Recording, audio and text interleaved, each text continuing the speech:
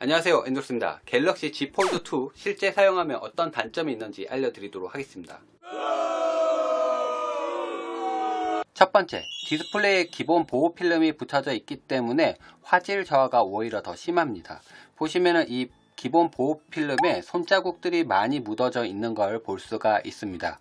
그렇기 때문에 이게 왜 그런가 좀 의아해한데, 일단은 안쪽에는 UTG 초박형 강화 유리 소재를 사용하게 되어져 있습니다. 그렇기 때문에 보호하기 위해서 보호 필름이 붙여져 있는데, 이게 손으로 만지면 지문이 덕지덕지 묻어납니다. 그리고 화질이 많이 좋지 않기 때문에 잘 볼 수가 없어요. 좀 많이 안타깝더라고요.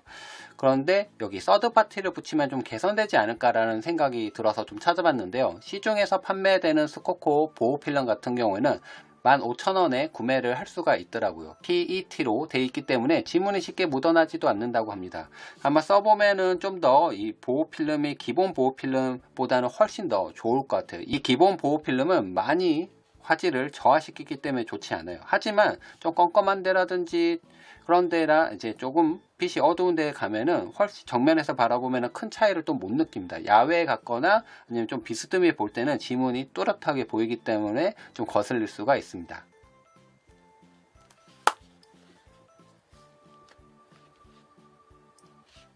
펼쳐야지만 커지는 화면, 두 번째 단점입니다. 펼쳤을 때는 7.6인치, 접었을 때는 6.2인치로 사용할 수가 있는 인폴딩 방식으로 되어져 있는 폴더블 스마트폰인데요. 삼성이 정말 작심하고 잘 만든 제품이라고 저는 생각이 듭니다. 하지만 단점인 게 펼쳐야지만 크게 볼 수가 있다는 겁니다. 이게 펼치고 닫고 하는 게 편하긴 하지만 이게 귀찮다면 귀찮을 수 있다고 할 수 있기 때문에 장점이자 단점이 됩니다. 저는 이거를 귀찮다고 접어서만 쓴다는 사람 얘기를 들었는데 조금은 공감하지 않습니다. 접어서만 쓴대요. 이거는 이게 들고 다닐 때 좀 편하게 하기 위해서 이렇게 들 때만 이렇게 접어서 이제 지하철이라든지 걸어 다닐 때 쓰긴 하지만 대부분은 앉아 있거나 지하철에서도 이렇게 저는 펼쳐가지고 태블릿 형태로 쓰는 걸 더 선호합니다. 하지만 귀찮아서 펼치지 않고 사용하시는 분들도 있을 것 같아서 단점입니다. 두께 한번 재볼까요? 세 번째 단점은 두께입니다. 평상시에 사용할 때 이 두께는 6.9mm이기 때문에 접었을 때는 약 14mm에서 20mm 정도, 2cm 정도가 나오더라고요. 그렇기 때문에 두께감이 좀 있다고 보시면 됩니다. 평상시에 접어서 쓰면 2cm 두께감 때문에 주머니에 넣으면 약간 두툼한 느낌 때문에 좀 불편할 수가 있기 때문에 좀 넉넉한 주머니를 있는 바지를 사용합니다. 참고로 갤럭시 노트 20 울트라 같은 경우는 두께가 8.1mm, 무게는 208g으로 74g 정도가 차이가 납니다. 네 번째, 무게입니다. 282g의 무게를 가지고 있기 때문에 침대에 누워서 사용하면 팔이 아플 수 있습니다. 사실은 약간 조금 뻥을 더하면 그런 거고, 누워서 사용하면 살짝 무거울 수 있다는 거지 팔이 떨어져 나갈 정도로 아프는 건 아닙니다. 하지만 무게 차이는 좀 있어요. 울트라가 좀 무겁잖아요. 갤럭시 시리즈 중에. 그런 거랑 비교할 때는 확실히 들 때 무게감의 차이가 나타나는 것을 알 수가 있어요. 다섯 번째, 비싼 가격입니다. 그리고 낮은 가격 방어력. 그리고 곧 신제품 출시 소식이 있죠.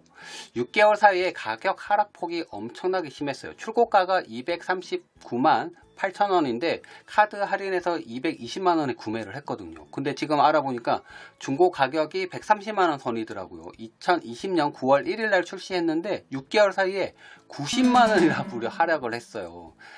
예상은 했지만 가격 하락이 좀 심하긴 하죠.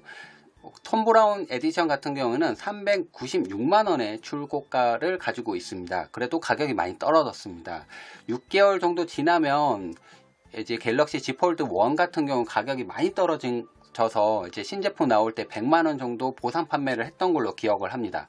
그래서 얘도 보상 판매를 하면 어쨌든 100만원 이하로는 떨어지지 않겠지만 가격이 무려 90만원이나 떨어졌기 때문에 220만원에 프로모션 할 때 샀던 걸 생각하면은 너무 아쉬워서 이게 팔기도 애매하고 안 팔기도 애매한 그런 가격대가 돼서 너무 많이 아쉬운 것 같아요.